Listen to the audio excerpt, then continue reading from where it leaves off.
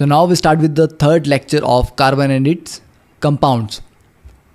तो previous lecture में हमने देखा कि what is the difference between saturated and unsaturated hydrocarbons. तो हाइड्रोकार्बन्स कौन से कंपाउंड होते हैं जहाँ पर कार्बन और हाइड्रोजन मिलके कंपाउंड्स बनाते हैं. बट क्या कार्बन हाइड्रोजन के अलावा किसी और एलिमेंट के साथ भी कंबाइन कर सकता है? ठीक है, यस, ये हाइड्रोजन के अलावा अदर एटम्स के साथ भी कंबाइन करता है. For example oxygen, sulphur, halogens, nitrogen, phosphorus. Okay, तो हम एक सिंपल एग्जांपल लेते हैं, जैसे कि CH4 है. तो देखिए CH4 को हम और कैसे लिख सकते हैं? CH3H. ठीक है, अब यहाँ पर अगर हम हाइड्रोजन को हटा के कोई एक नया एटम इसकी जगह लगा देते हैं, ठीक है, फॉर एग्जांपल CH3Cl या CH3Br. तो यहाँ पर मैंने क्या किया, एक हाइड्रोकार्बन लिया जैसे मीथेन, इससे एक हाइड्रोजन को किसी दूसरे एटम के साथ रिप्लेस कर दिया. ठीक है, तो जब भी आप oxygen, sulphur, halogen, nitrogen, phosphorus को इंट्रोड्यूस करना चाहेंगे किसी कंपाउंड में, तो आपको उसको कहाँ लगाना है? हाइड्रोजन की जगह पे लगाना पड़ेगा. ठीक है, तो दीज एलिमेंट्स, देखिए ये लिखा गया यहाँ पे, these elements are introduced in a hydrocarbon chain by replacing the hydrogens and are called hetero atoms. कि हाइड्रोजन को रिप्लेस करके हम इनको इंट्रोड्यूस करते हैं. तो यहाँ पर देखिए hydrogen is replaced by chlorine, और जिसको नए एटम को आप लेके आए हो that is called hetero atom. तो यहाँ पर जो ये क्लोरीन है, क्लोरीन को क्या कहेंगे हम? Hetero atom. तो हाइड्रोजन के अलावा जो भी एटम आप लगाते हैं कार्बन के साथ, चाहे वो ऑक्सीजन हो, सल्फर हो, हेलोजन, नाइट्रोजन या phosphorus, these are called hetero atoms.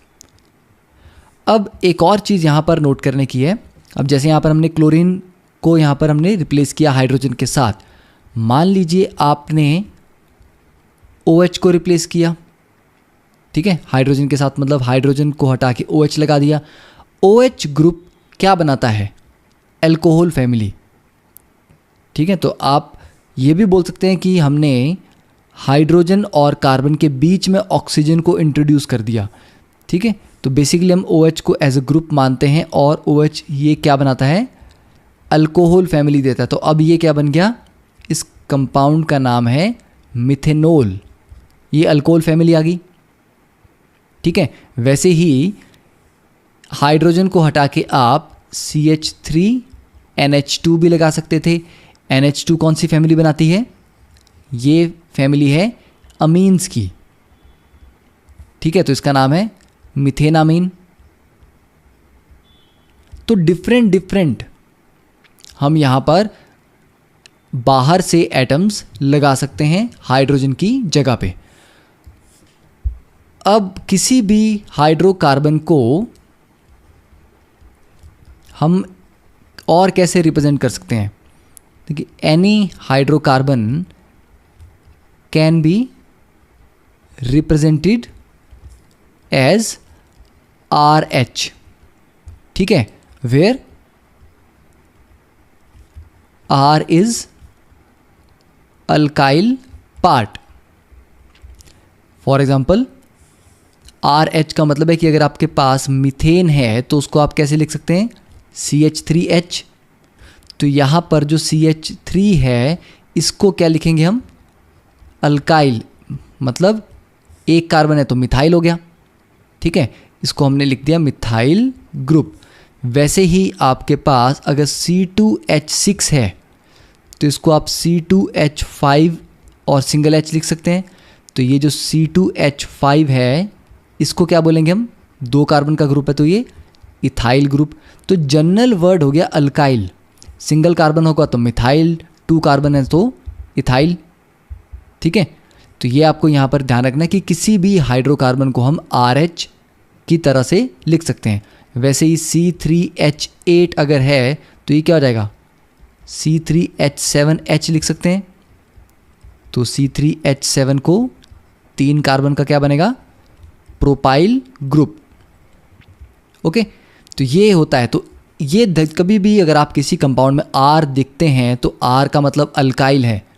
अब अल्काइल वो 1 कार्बन वाला हो सकता है, 2 कार्बन वाला, 3 कार्बन, कुछ भी, वो एक अल्काइल चेन है। चाहे अब देखिए यहाँ तो मैं सिंगल बॉन्ड वाले ले रहा हूँ सैचुरेटेड, बट R आपका अनसैचुरेटेड वाला भी हो सकता है, ठीक है, बट उसके नाम जो होंगे वो थोड़े से डिफरेंट होंगे, वो सिंपल मिथाइल इथाइल प्रोपाइल से थोड़े डिफरेंट होंगे अगर आपके R में डबल या ट्रिपल बॉन्ड भी आ रहे हैं। तो बस उसको आप ध्यान रखिए कि उसको हम R लिख सकते हैं। किसी भी हाइड्रोकार्बन में H हटा के बाकी जो सारा का सारा पार्ट है that is called R। Okay, तो अब देखते हैं कि किस तरह से हम हीट्रो एटम्स को इंट्रोड्यूस करेंगे एक हाइड्रोकार्बन चेन में। ठीक है, तो देखिए फर्स्ट एग्जांपल इज, अगर हम किसी भी हाइड्रोकार्बन में हैलोजेंस को इंट्रोड्यूस करते हैं, ठीक है, तो यहां पर हम लिख लेते हैं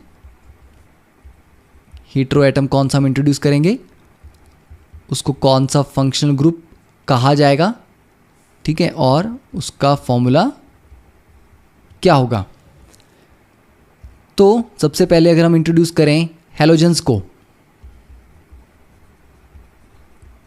ठीक है, हैलोजन आपकी फ्लोरीन, क्लोरीन, ब्रोमीन, आयोडीन ये हो सकती हैं। तो इसका फंक्शनल ग्रुप बेसिकली क्या होता है? फंक्शनल ग्रुप एक ऐसा ग्रुप है जो उस कंपाउंड की फंक्शनैलिटी को डिफाइन करता है कि वो कंपाउंड किस तरह की प्रॉपर्टीज़ शो करेगा, किस तरह के रिएक्शंस में पार्टिसिपेट करेगा, ठीक है, वो सारे के सारे जो उसके फंक्शंस हैं उनको डिफाइन करने वाला जो ग्रुप है that is called functional group. जैसे कि अल्कोहल की जो प्रॉपर्टीज़ होती हैं वो क्यों होती हैं? इसमें लगे हुए OH ग्रुप की वजह से। तो OH इसकी प्रॉपर्टीज़ को डिसाइड करता है, इसलिए OH इसका फंक्शनल ग्रुप है। वैसे अमीन्स का जो फंक्शनल ग्रुप है दैट इज़ NH2, ये इसकी प्रॉपर्टीज़ को डिफाइन करता है, ठीक है। तो हैलोजेंस में जो फंक्शनल ग्रुप है उसको हम बोलते हैं हैलो, ठीक है। फॉर एग्जांपल अगर क्लोरीन लगा है तो क्लोरो, ब्रोमीन लगा है तो ब्रोमो, ठीक है, फ्लोरीन लगा है तो फ्लोरो, आयोडीन लगा है तो आयोडो, और इनका फॉर्मूला कैसे होगा? देखिए RCl लिख सकते हैं, RBr लिख सकते हैं। R क्या है? अल्काइल पार्ट, ठीक है। तो यहां पर एग्जांपल लेंगे हम, तो CH3Cl हाइड्रोजन हटा के हमने ये लगा दिया, या मान लीजिए CH3CH2CH2। अब H की जगह हम यहाँ पर ब्रोमीन लगा देते हैं, ठीक है, या डबल बॉन्ड भी आपके हो सकते हैं, CH2 डबल बॉन्ड CH2, चलिए Br लगा दिया या क्लोरीन लगा दिया, ओके, या CH3CH डबल बॉन्ड CHBr, तो यहाँ हमने ब्रोमीन लगा दिया, ठीक है। बट यहाँ पर जो फंक्शनल ग्रुप है, जब डबल बॉन्ड आपका इंट्रोड्यूस हो गया तो डबल बॉन्ड में फंक्शनल ग्रुप अब ब्रोमीन नहीं रह जाएगा, वो डबल बॉन्ड होगा। तो इसकी ये जो छोटी छोटी डिटेल्स हैं ये तो आप 11th में जब नॉमेनक्लेचर एज ए चैप्टर पढ़ेंगे तो वहाँ आपको समझ आएगा। बट यहाँ पर ये जो एग्जाम्पल देने का मतलब ये है जस्ट कि आप हाइड्रोजन को रिप्लेस कर रहे हो किसी हैलोजन के साथ, ठीक है। तो ये एग्जाम्पल है, बट अगर आप एग्ज़ाम में लिखेंगे तो आपने ये एल्कीन वाले एग्जाम्पल अभी नहीं देने, ठीक है। अभी ये सिर्फ आपको एक आइडिया देने के लिए है। आप हमेशा एल्केन में ही, सिंगल बॉन्ड वाले कंपाउंड में ही हाइड्रोजन की जगह हैलोजन लगाएंगे। सेकंड ये, अगर हम ऑक्सीजन को इंट्रोड्यूस करें, ठीक है, ऑक्सीजन को अगर हम इंट्रोड्यूस करते हैं तो फंक्शनल ग्रुप क्या क्या हो सकता है? तो देखिए फंक्शनल ग्रुप आपका हो सकता है अल्कोहल, ठीक है, जिसमें क्या लगाते हैं हम? OH। तो अल्कोहल का फॉर्मूला क्या होता है? ROH, ठीक है, जैसे कि CH3OH हो गया या CH3CH2OH हो गया। यहाँ पर आप डबल बॉन्ड भी लगाएंगे तब भी कोई प्रॉब्लम नहीं है, ठीक है। तो बस OH ग्रुप होना चाहिए। फिर ऑक्सीजन से एक अल्डिहाइड ग्रुप भी बनता है, ठीक है, जो होता है C double bond OH CHO। तो RCHO इस तरह के कंपाउंड बनेंगे। फॉर एग्जांपल CH3 CHO या CH3 CH double bond CH फिर आगे CHO। तो यहाँ फंक्शन ग्रुप क्या है, ये CHO पार्ट। अल्कोहल में फंक्शन ग्रुप क्या है, ये OH पार्ट। वैसे ही अल्डिहाइड के बाद एक और आप कंपाउंड यहाँ पर हम फैमिली बना सकते हैं, दैट इज कीटोन। कीटोन में होता है कार्बन डबल बॉन्ड ऑक्सीजन, ये लगा होता है, इसके दोनों तरफ कार्बन होने चाहिए। अल्डिहाइड में क्या है, carbon double bond oxygen, left में मैंने कुछ नहीं लिखा, मतलब लेफ्ट में बॉन्ड है वो कार्बन के साथ लगा हुआ है, मेन चेन R के साथ लगा हुआ है, और राइट साइड में हाइड्रोजन है। कीटोन में क्या होता है कि लेफ्ट साइड में भी मेन चेन होगी, राइट साइड में भी मेन चेन ही होगी, मतलब लेफ्ट साइड में भी R होगा, राइट साइड में भी R। अब वो R डिफरेंट भी हो सकता है, सेम भी हो सकता है। ओके, जैसे कि इसमें एग्जांपल लें, लेफ्ट में भी CH3 लगा देते हैं हम, राइट में भी CH3 लगा देते हैं, ठीक है, तो सेम हो गए। और ये हो सकता है कि लेफ्ट में CH3 CH2 लगा दिया, राइट में सिर्फ CH3 रखा, तो दोनों तरफ लगने वाले R ग्रुप सेम भी हो सकते हैं और डिफरेंट भी हो सकते हैं। उनमें डबल बॉन्ड भी हो सकता है, ट्रिपल बॉन्ड भी आ सकता है। तो फंक्शनल ग्रुप जो यहाँ पर है that is this C double bond O, ठीक है, this is called ketone family. फिर एक और फैमिली बनती है हमारी कार्बोक्सिलिक एसिड। कार्बोक्सिलिक एसिड के फॉर्मूले तो आपने पढ़े होंगे, इनमें COH ग्रुप रहता है, ठीक है। तो इसके एग्जांपल जैसे कि CH3 COH, CH2 double bond CH COH, ठीक है। तो कैसी भी चेन हो, करना क्या है आपको, COH ग्रुप उसमें अगर प्रेजेंट है तो ये आपका कार्बोक्सिलिक एसिड फैमिली को बिलोंग करता है और ये आपका फंक्शनल ग्रुप है।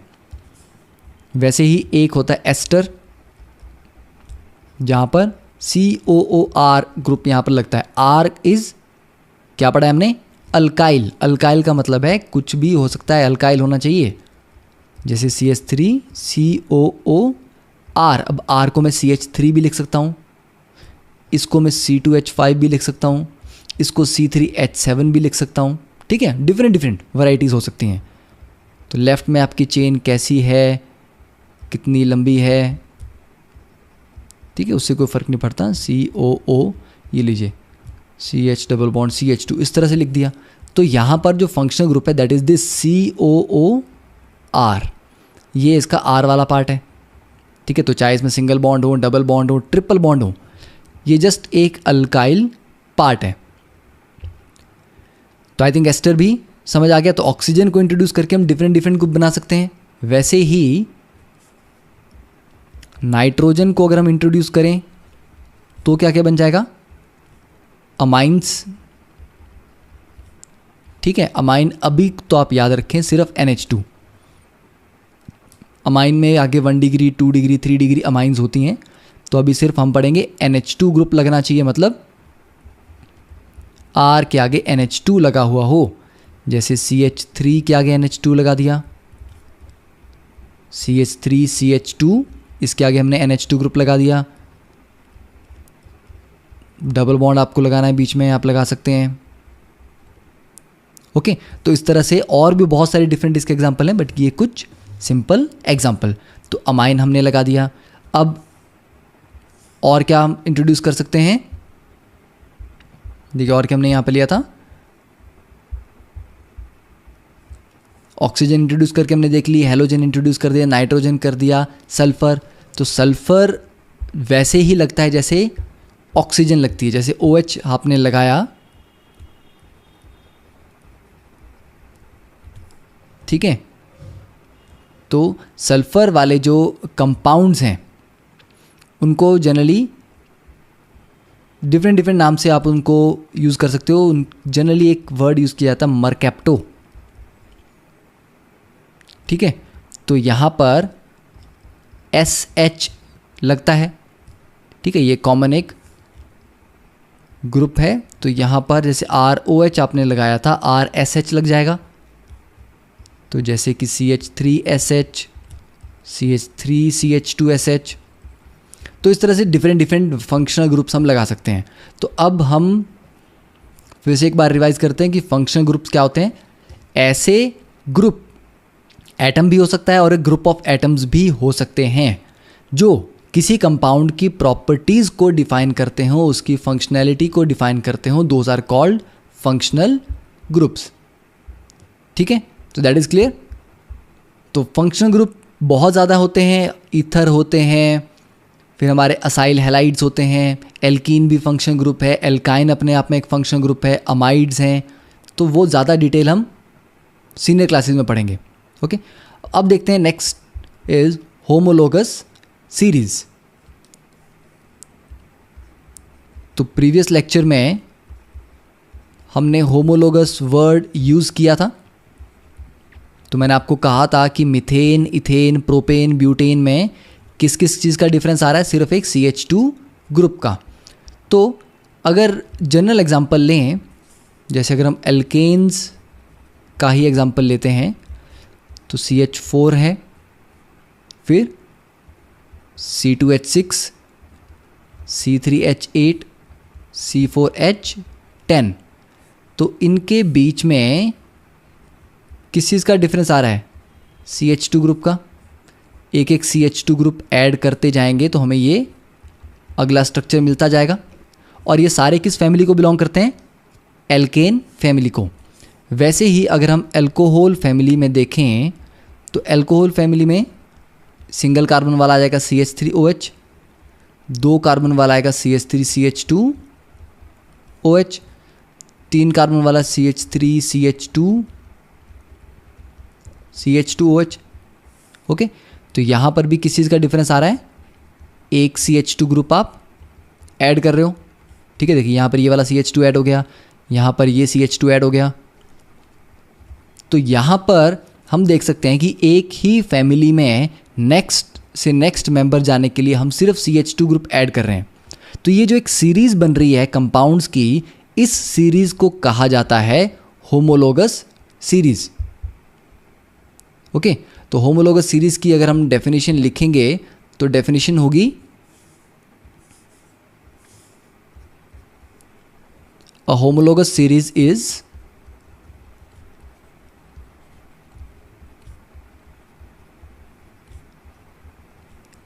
is a group of organic compounds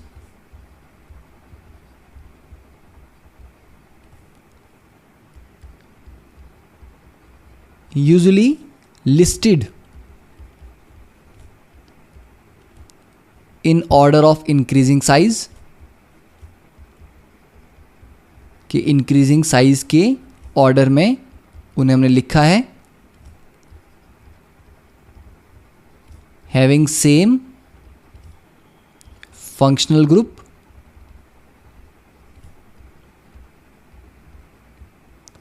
and differing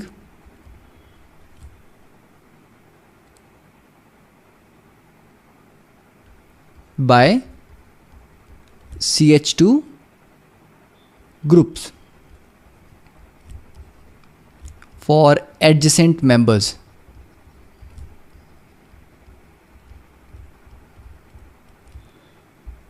तो क्या होगा, होमोलोगस सीरीज क्या है, series of organic, a group of organic compound. मतलब जैसे अल्कोहल में ले लिया हमने, ठीक है, तो एक ग्रुप है क्योंकि सीरीज है, listed in order of increasing size. जैसे यहाँ पर एल्केन में CH4 से बड़ा साइज हो गया C2H6 का, इससे बड़ा C3H8, फिर C4H10, फिर C5H12।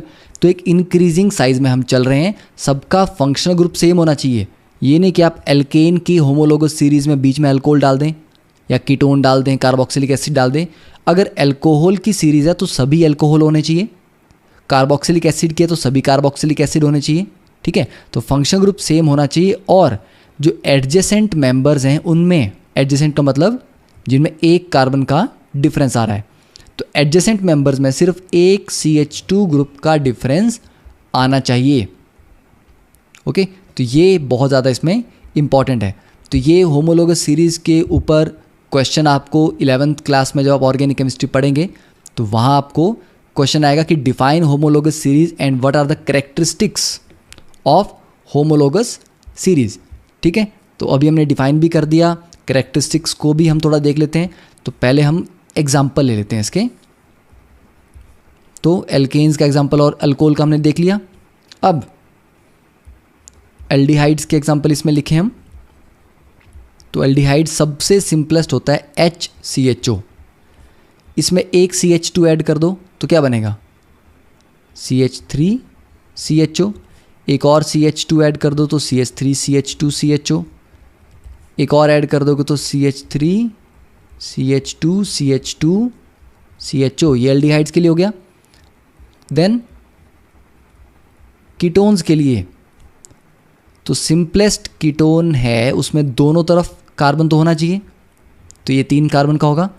अब लेफ्ट साइड हम एक एक CH2 ऐड करते जाएंगे।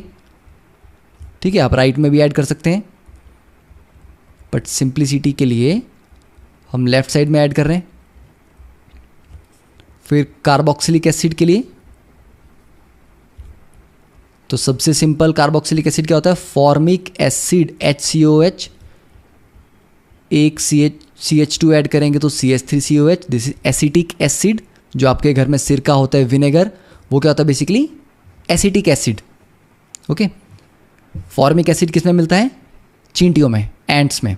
ठीक है, तो वहाँ से वर्ड आता है फॉर्मिका, तो उसको फॉर्मिक एसिड कहा जाता है। तो CH3COH के बाद CH3CH2COH। देन अमीन्स, RNH2 में सिंपलेस्ट आ जाएगा CH3NH2। Then CH3CH2NH2।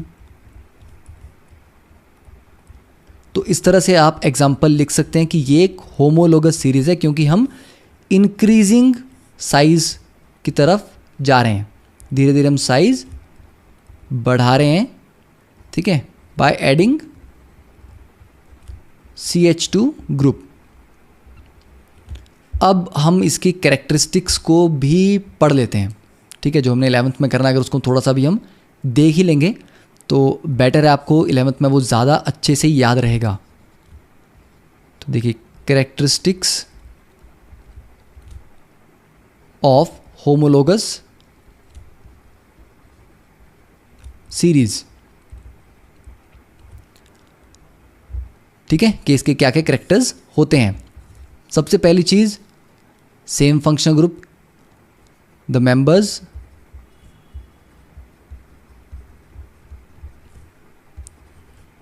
Of a series, एक होमोलोगस सीरीज के, have same functional group and are called homologues. ठीक है, होमोलोग। तो एक एक मेंबर को होमोलोग कहते हैं, पूरी सीरीज को होमोलोगस सीरीज कहते हैं। सेकंड, टू एडजेसेंट या to consecutive members differ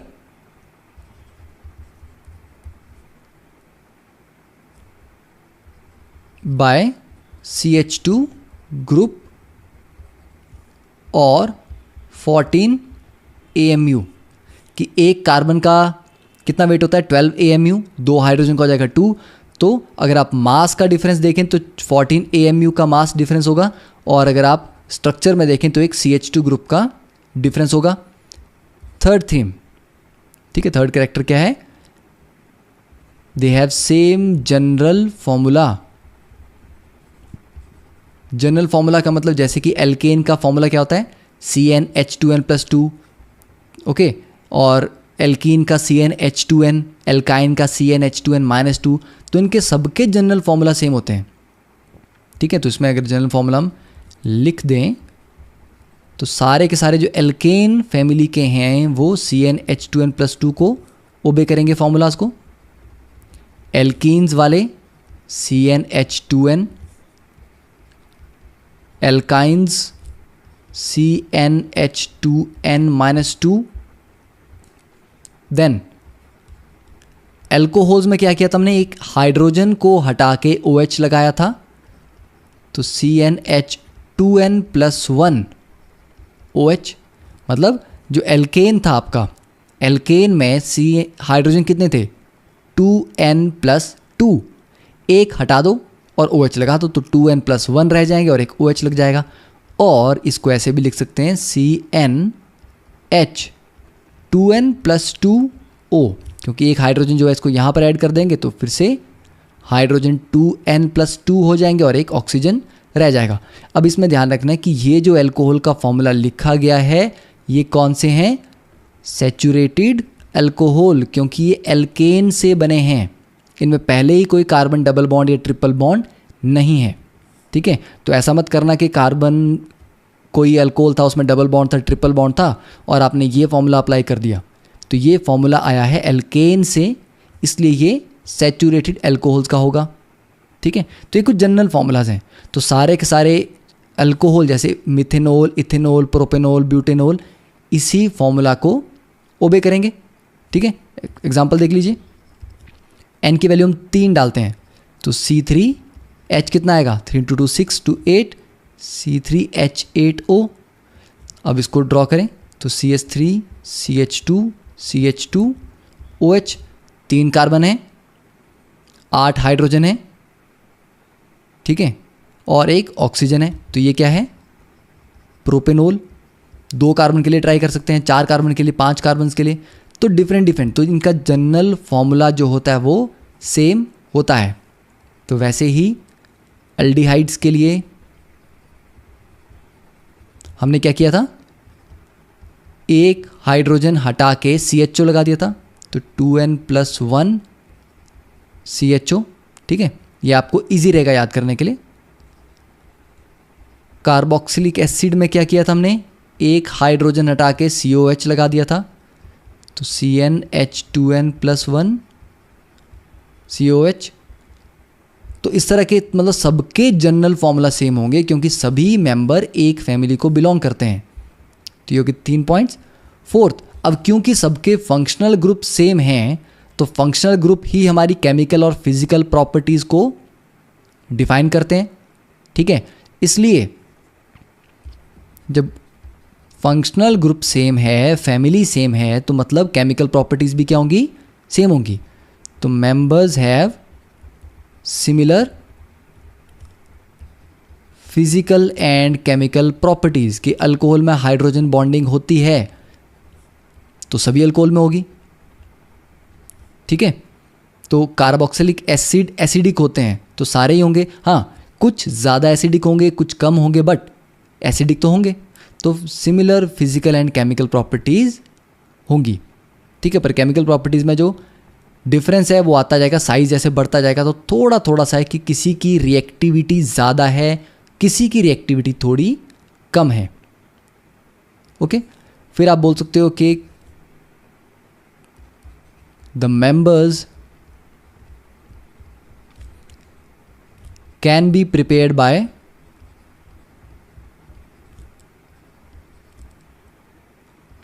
same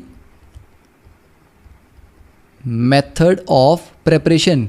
कि जिस मेथड से आप एक अल्कोहल बना सकते हैं उससे दूसरा भी बना सकते हैं, तीसरा भी बना सकते हैं। ये जनरली कभी कभी हो सकता है कि बीच में कोई पर्टिकुलर कंपाउंड ना बने उस मेथड से, but most of the cases अगर एक फैमिली का एक मेंबर आपने एक मेथड से बना दिया तो उसी मेथड से आप दूसरे मेंबर्स को भी बना सकते हैं। ओके, तो ये कुछ जनरल कैरेक्टरिस्टिक्स हैं, ये आपने एक बार पढ़ने हैं, अच्छे से इनको समझना है। तो नेक्स्ट क्लास में जब आप जाएंगे तो डेफिनेटली आपको ये काफ़ी इजी लगेगा क्योंकि आपने ऑलरेडी ये पहले पढ़ा होगा। ओके, तो होमोलोगस सीरीज इज डन। अब आपकी जो एक्टिविटी 4.2 है एनसीईआरटी बुक में उसको आप सॉल्व कर सकते हैं इस नॉलेज के बेस पे। ओके, तो नेक्स्ट अब देखते हैं हम नॉमेनक्लेचर ऑफ कार्बन कंपाउंड्स। तो नॉमेनक्लेचर ऑफ कार्बन कंपाउंड्स क्यों इंपॉर्टेंट है? देखिए, अभी हमने पढ़ा था थोड़ी देर पहले कि कार्बन कंपाउंड्स लाखों की संख्या में हैं। तो अगर आपको रैंडमली कोई एक कंपाउंड का नाम बताना है या आप कोई रिसर्च कर रहे हैं, कुछ भी कर रहे हैं और आप दूसरे से बात करके उस कार्बन कंपाउंड के बारे में बात करना चाह रहे हैं तो उसको किस नाम से आप बोलेंगे? तो कुछ नाम होना चाहिए। पर क्या आप 90 लाख के आसपास कार्बन कंपाउंड्स को रैंडमली नाम रख सकते हैं? जैसे आपका नाम घर वालों ने सोचा और कुछ एक नाम रख दिया जो उनको अच्छा लगा, ठीक है। कोई सेट ऑफ रूल्स तो नहीं थे कि इस डेट को बच्चा पैदा हुआ है या इस टाइम पे हुआ है तो ये तरीका है, ये रूल्स ओबे करने हैं और ऐसे आपको नाम रखना है। ऐसा तो नहीं करते, ठीक है। हम अपनी मर्ज़ी से कोई नाम ले लेते हैं। तो आपने मान लीजिए किसी एक कंपाउंड को अपना कुछ नाम दे दिया। अब आप दूसरी किसी कंट्री में हैं या मान लीजिए किसी और जगह पे जा रहे हैं, वहाँ पर आप अपने नाम से अगर उस कंपाउंड को बोलेंगे तो दूसरों को तो नहीं पता ना आप किस कंपाउंड के बारे में बात कर रहे हैं।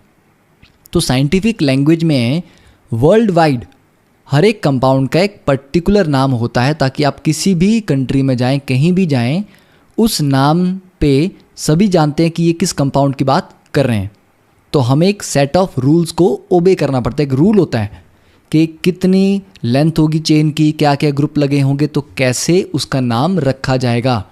तो ये रूल बनाने वाली जो ऑर्गेनाइजेशन है that is IUPAC, that is, I think आपने ऑलरेडी इसका नाम सुना होगा, इंटरनेशनल यूनियन ऑफ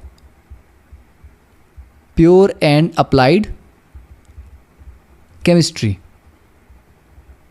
ठीक है। तो IUPAC नॉमेनक्लेचर हम पढ़ेंगे कि इंटरनेशनल यूनियन ने जो रूल्स बनाए उन रूल्स के अकॉर्डिंग डिफरेंट फैमिलीज़ के जो मेंबर हैं, जो ऑर्गेनिक कंपाउंड्स हैं, उनकी नेमिंग कैसे की जाती है।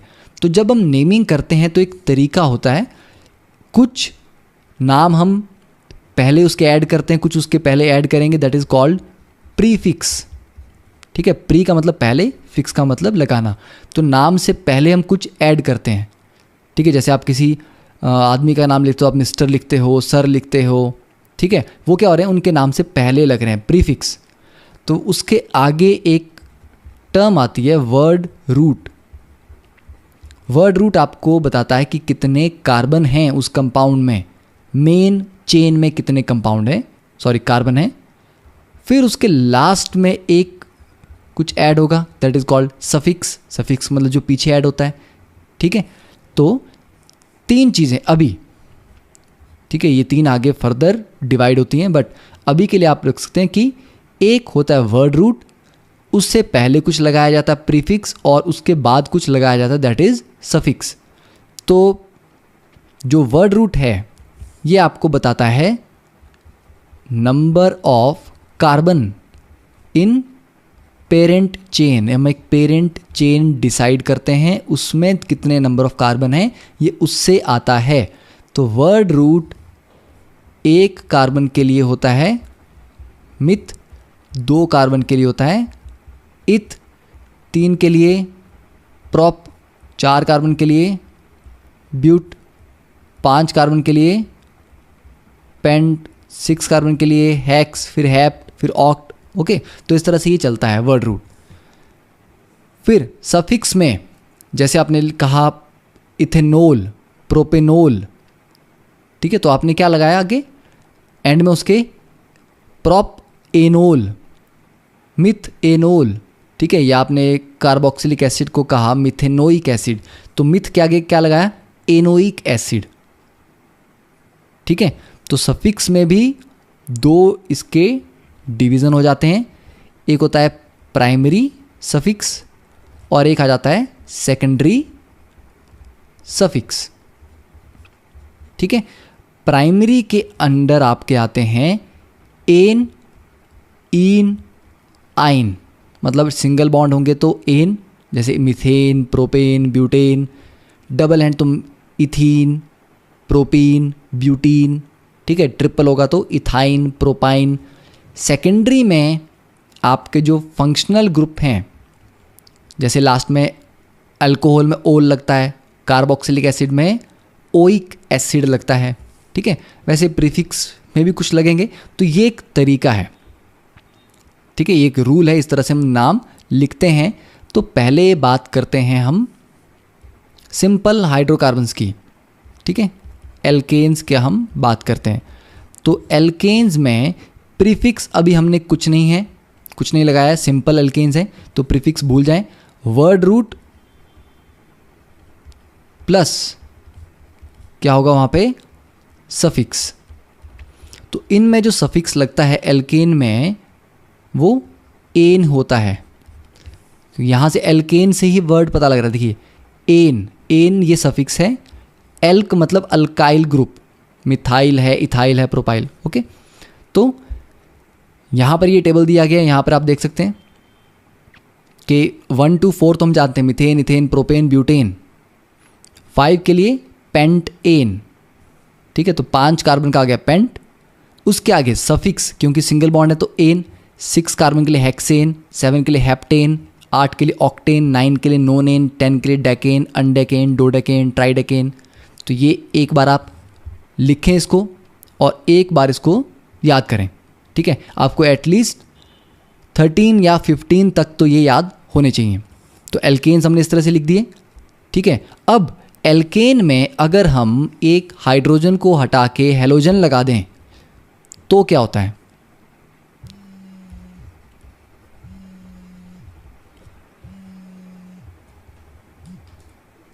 अब इसमें अगर हम हेलोजन यहाँ पर अटैच करते हैं तो हेलोजन में याद रखना है कि इनमें प्रीफिक्स लगता है, हेलोजन का नाम पहले लगता है, ठीक है।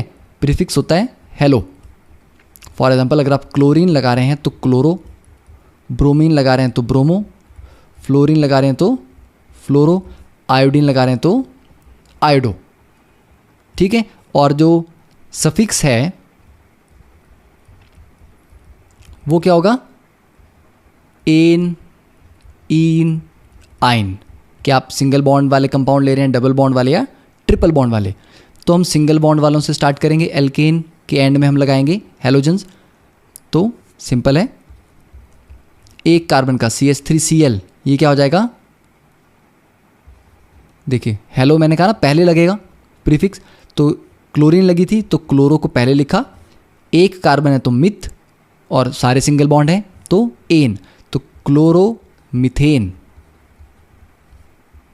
वैसे ही अब चेन थोड़ी सी बड़ी करते हैं, CH3CH2 मान लीजिए यहाँ Br कर दिया तो हेलोजन लगी है, हेलोजन में प्रीफिक्स लगता है तो प्रीफिक्स क्या आ जाएगा, ब्रोमो। और 2 कार्बन है तो इथ और सिंगल बॉन्ड है तो एन, तो ब्रोमो इथेन। 3 कार्बन लेते हैं, CH3CH2CH2 क्लोरो, तो 3 कार्बन हो जाएंगे तो क्लोरो पहले लगेगा, क्लोरो प्रोपेन। यहाँ पर आपने गैप नहीं देना है, ठीक है। क्लोरो मिथेन के बीच में कोई गैप ऐसा नहीं आएगा कि क्लोरो लिखेंगे फिर हम स्पेस देंगे फिर मिथेन लिखेंगे, नहीं, कॉन्टिन्यूटी में आपको लिखना है, ओके। तो 4 कार्बन ले लेते हैं, यहाँ फ्लोरीन लगा देते हैं तो ये क्या हो जाएगा, फ्लोरो ब्यूटेन, ओके। तो हेलोजन के लिए सिंपल एल्केन्स का हम लिख रहे हैं, ईन और आइन अभी हम नहीं पढ़ेंगे, ठीक है। अब नेक्स्ट कैटेगरी अल्कोहल की ले लेते हैं। अल्कोहल में हम क्या ग्रुप लगाते हैं, OH। OH में आपने अब सिर्फ हेलोजन ही प्रीफिक्स में लगते हैं, मतलब पहले लगते हैं, बाकी के सारे जो फंक्शनल ग्रुप्स हैं वो आपके मेनली सफिक्स लगेंगे, मतलब पीछे ही लगेंगे नाम में। तो अल्कोहल, तो इसका सफिक्स क्या है, ओल, ठीक है। मिथेनॉल, इथेनॉल, प्रोपेनॉल, तो देखिए ये जो ओल है यही इसका सफिक्स है। तो सिंपल एग्जांपल लें, CH3OH, 1 कार्बन आपने पढ़ा है मिथेनॉल, 2 कार्बन का क्या होगा, प्रीफिक्स अब यहाँ कुछ नहीं है, 2 कार्बन है तो इथ, सिंगल बॉन्ड है तो एन, OH लगा तो ओल, तो इथेनॉल। 3 कार्बन के लिए प्रोपेनॉल, 4 कार्बन के लिए ब्यूटेनॉल,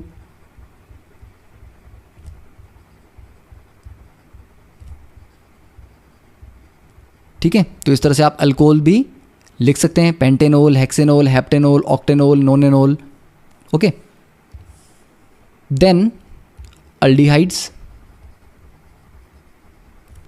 और इसको बहुत ध्यान से पढ़ना है क्योंकि ये सारा का सारा एक पूरा चैप्टर है 11th क्लास में IUPAC नॉमेनक्लेचर। और अगर आपको नाम ही लिखना नहीं आएगा ऑर्गेनिक कंपाउंड्स का, तो पूरी ऑर्गेनिक केमिस्ट्री में आप कुछ नहीं कर पाएंगे, क्योंकि क्वेश्चन आएगा कि ये कंपाउंड था, ये इसने इस रिएक्शन में पार्टिसिपेट किया।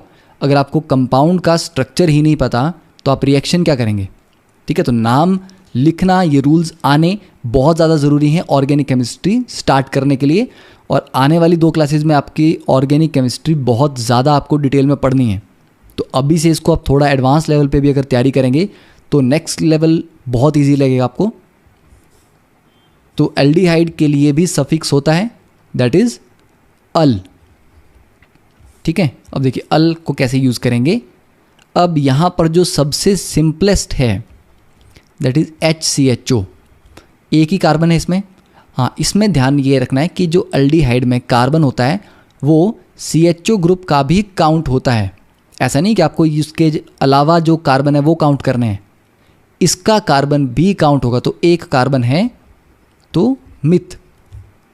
अब CHO में तो डबल बॉन्ड है, उसकी बात नहीं कर रहा मैं। कार्बन कार्बन के बीच में डबल है कि सिंगल है? अब आप बोलेंगे कार्बन ही एक है तो कार्बन कार्बन बॉन्ड की तो बात ही नहीं, तो ये आ जाएगा सिंपल मिथेनल।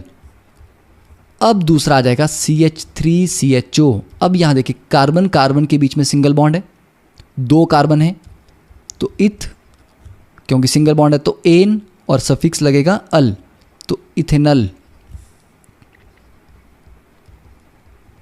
3 कार्बन लिख देते हैं। ठीक है, CH3CH2CHO, तो ये हो जाएगा प्रोपेनल। और अगर हम 4 कार्बन लिख दें ब्यूटेनल, तो नल आपको लगाते जाने हैं। ठीक है, तो बहुत सिंपल है। तो अल्डिहाइड के बाद हम कीटोन्स, कीटोन्स में भी सफिक्स लगता है, प्रीफिक्स नहीं लगता। तो प्रीफिक्स किस में लगा था? हेलोजेंस में लगा था। बाकी सब में क्या लग रहा है? सफिक्स। मतलब सब में नाम के एंड में आप कुछ लगाएंगे जिससे पता चलेगा कि किस फैमिली की बात हो रही है। अल का मतलब है अल्डिहाइड्स हैं, ओल का मतलब है एल्कोहल्स हैं। तो कीटोन्स के लिए ओन। ठीक है, it is not one, it is own. तो सिंपलेस्ट, क्योंकि कीटोन में दोनों तरफ कार्बन होने चाहिए, तो जो सिंपलेस्ट है वो ये होगा। इसमें 3 कार्बन हैं। ठीक है, और कार्बन कार्बन के बीच में सिंगल बॉन्ड है, तो 3 के लिए क्या लिखेंगे हम? वर्ड यूज करेंगे प्रोप। सिंगल बॉन्ड है सारे, तो एन और लास्ट में ओन, तो प्रोपेनोन। ठीक है, अब ये लिखते हैं हम, 4 कार्बन है तो ये हो जाएगा ब्यूटेन 2 ओन। अब यही चीज़ वैसे आपको बुक में तो नहीं बताई गई है, क्योंकि ये तो सिमेट्रिकल था। लेफ्ट में CH3, राइट में CH3, बीच में डबल बॉन्ड O, तो आपने सीधा लिख दिया प्रॉप एन ओन। यहाँ पर लेफ्ट में एक CH3 है, राइट में CH2CH3 है। तो ये जो ओन लगा है ये कहाँ लगा है ये बताना बहुत ज़रूरी है। तो हम लेफ़्ट से नंबरिंग इसकी करते हैं कार्बन्स की, 1 2 3 4। दूसरे कार्बन पे ये ओन लगा हुआ है, तो इसीलिए ओन के पहले मैंने उसकी पोजीशन को डिफाइन किया कि कहाँ लगा है, 2 पे, तो ब्यूटेन 2 ओन। ठीक है, और मैंने राइट से क्यों नंबरिंग नहीं की, 1 2 3, जहाँ से नंबरिंग नज़दीक पड़े वहीं से करते हैं। तो लेफ़्ट से नज़दीक पड़ेगा ओन, तो लेफ़्ट से किया। ठीक है, तो ये नंबरिंग अभी आपके इस क्लास के सिलेबस में नहीं है, बट आपको थोड़ा आइडिया होना चाहिए कि जब हम आगे नेमिंग में जाएंगे तो यहाँ हम नंबरिंग भी करेंगे चेन की, और ये फंक्शनल ग्रुप किस पोजीशंस पे लगे हैं वो भी हम लिखेंगे। ठीक है, जैसे अल्कोहल आपका ज़रूरी नहीं है हमेशा एक ही पोजीशन पे लगाओ, कहीं बीच में भी लगा सकता है कार्बन चेन के, तो वहाँ पर आपको उस कार्बन का नंबर लिखना पड़ेगा कि किस पोजीशन पे वो लगा है। Next is carboxylic acid.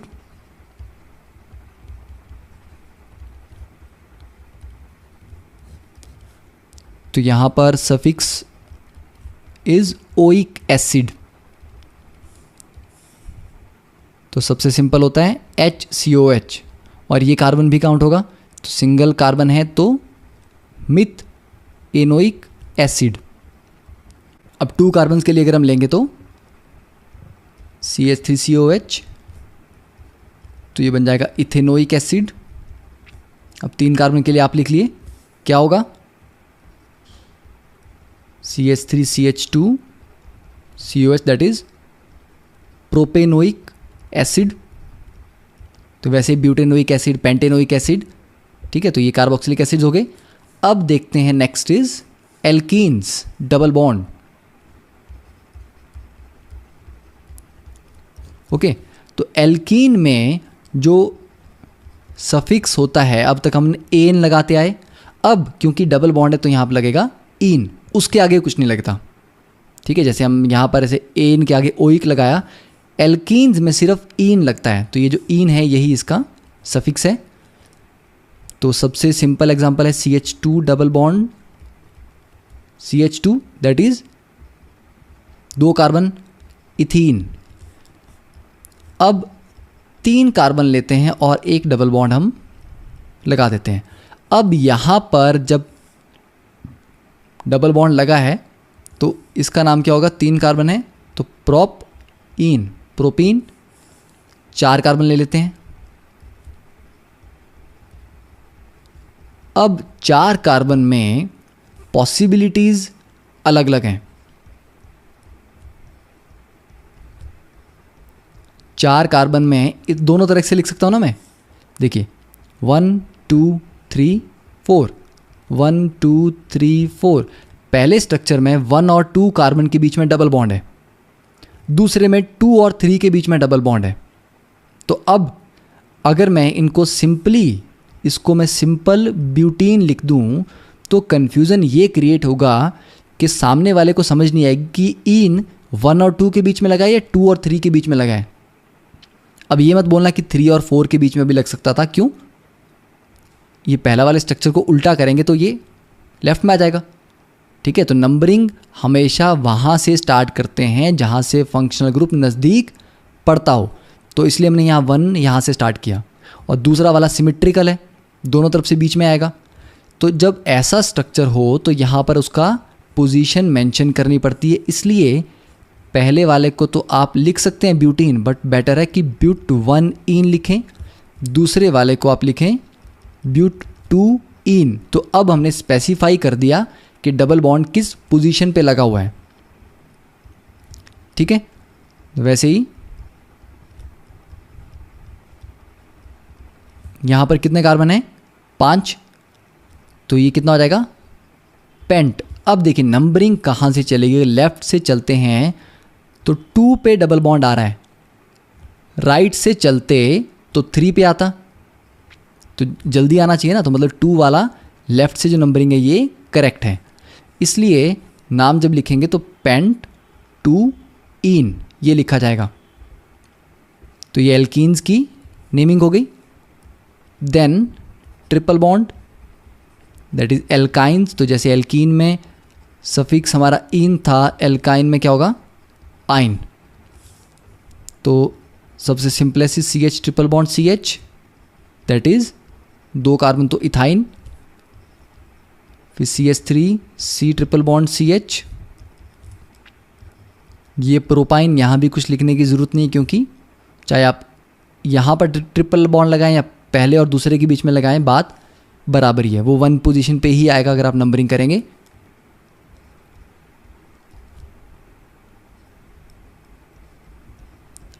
चार कार्बन में थोड़ा सा डिफरेंस आएगा कि यहाँ पे आपका ट्रिपल बॉन्ड इन 2 तरीक़ों से लग सकता है, ठीक है। तो बीच में लग सकता है, तो ये क्या हो जाएगा, ब्यूट 2 आइन, क्योंकि नंबरिंग करेंगे तो 1 2 3 4, 2 पे लगाया ट्रिपल बॉन्ड। यहाँ पर नंबरिंग हम करेंगे जहाँ से ट्रिपल बॉन्ड नज़दीक पड़ता हो, राइट साइड से, तो 1 पे लगाए, तो 1 पे है तो ये बन जाएगा ब्यूट 1 आइन। ओके, तो इस तरह से हम नेमिंग करेंगे नॉर्मल स्ट्रक्चर्स की। तो नेक्स्ट क्लास में हम ट्राई करेंगे कि थोड़ा सा इसमें थोड़ा सा एडवांस लेवल या थोड़े से और प्रॉब्लम हम नॉमेनक्लेचर के ऊपर प्रैक्टिस करें और फिर नेक्स्ट टॉपिक स्टार्ट करें, that is the chemical reaction of the carbon. Okay तो एक बार सारे के सारे नॉमेनक्लेचर के जो रूल्स हैं, बेसिक सारे स्ट्रक्चर आपने लिखने हैं, इनके नाम प्रैक्टिस करने हैं और याद करने हैं. Okay so see you in the next lecture. Have a nice day.